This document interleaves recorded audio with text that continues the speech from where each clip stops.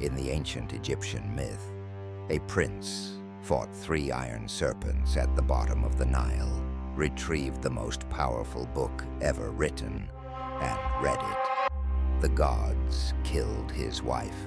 They killed his son. He took his own life. The book was buried with all 3 of them, sealed in a tomb near a real city.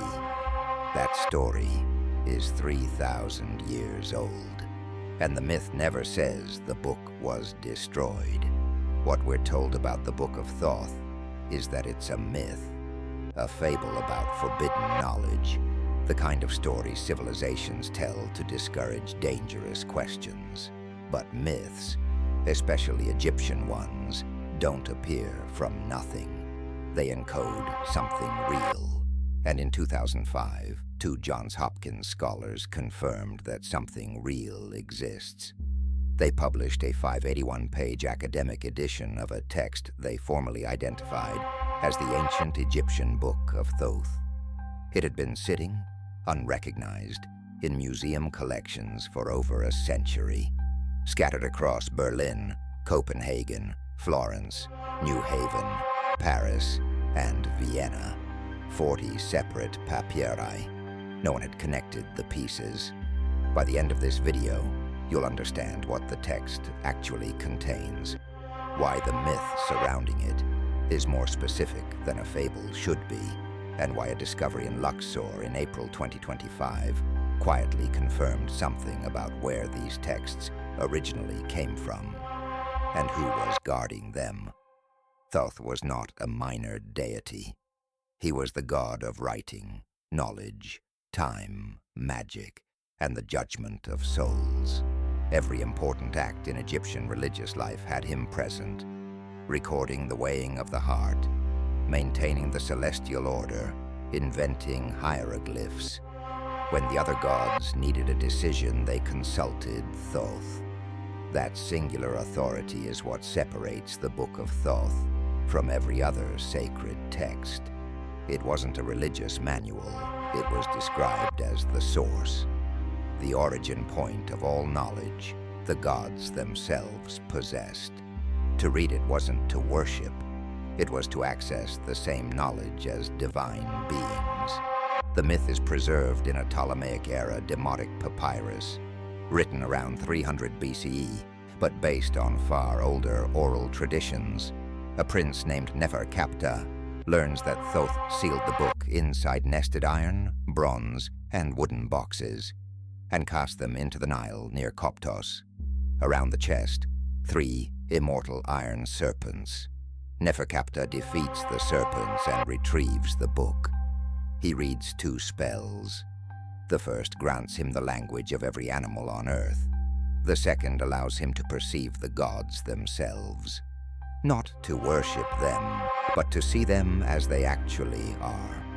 That is the transgression. For that, he is destroyed. His wife, his child, himself, all dead in punishment. The book goes into his tomb with him, sealed back into darkness. But the Egyptian tradition doesn't stop there. It adds a second act, a second protagonist, a second retrieval, as if the myth needs to make the point twice. Setnekem-Waset was a historical figure, son of Ramesses II, a renowned scholar and architect. He hears about the Entombed book and goes to find it.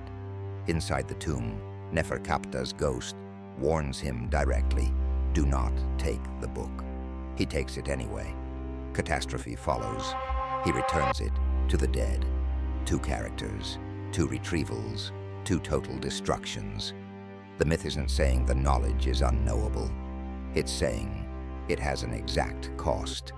That's a remarkably precise moral framework for a story 3,000 years old. It predates Genesis, the Prometheus myth, and the Pandora narrative by centuries. Now here's what makes the 2005 discovery significant. The real-world Demotic text spread across 40 papyri covers sacred geography, the structure of the underworld, wisdom teaching, prophecy, animal knowledge, and temple ritual. Those categories map almost exactly to what the myth says the book contains. Not loosely, with a precision that's difficult to dismiss. The papyri were scattered because the institutions that produced them were physically destroyed. The houses of life, ancient Egypt's temple scriptoriums, were the knowledge centers of their civilization, with origins dating back to 2200 BCE. We know from inscriptions they existed in many cities. Archaeologically, only 2 sites have ever been physically confirmed. That changed in April 2025. A joint Egyptian-French archaeological mission near the Ramesseum, Ramesses II's mortuary temple in Luxor, found the physical remains of a house of life attached to the main complex. Drawings, school materials, the first direct archaeological evidence of this kind of institution at that site. When Greek scholars encountered Egyptian priestly knowledge in the Ptolemaic period, they synthesized it into Hermes Trismegistus, Hermes the thrice greatest, Thoth, translated into Greek. The texts they produced circulated through the Roman Empire, survived in Arab manuscript traditions, and resurfaced in Renaissance Europe, sparking centuries of inquiry into alchemy, astrology, and natural philosophy.